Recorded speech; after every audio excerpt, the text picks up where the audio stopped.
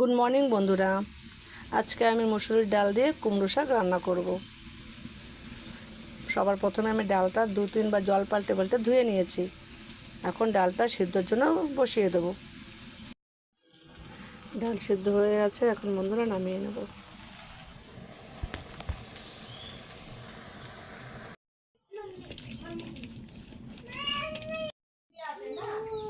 দিয়ে দেবো হলুদ, দিয়ে দেবো লবণ,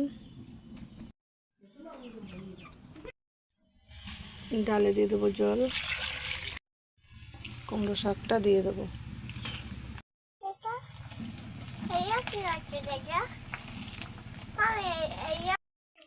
ডালটা এখন নামিয়ে নেব। এখন দিয়ে দেবো তেল,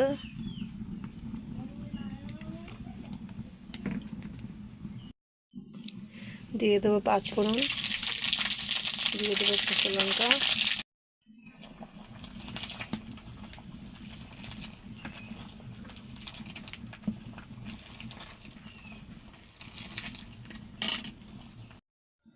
বন্ধুরা দেখতে পাচ্ছ ডালটা হয়ে গেছে আমার। দেখতে দেখো কত লোভনীয় হয়েছে। এরকমভাবে একবার রান্না করে খেয়ে দেখবে, অনেক ভালো লাগে খেতে। টাটা।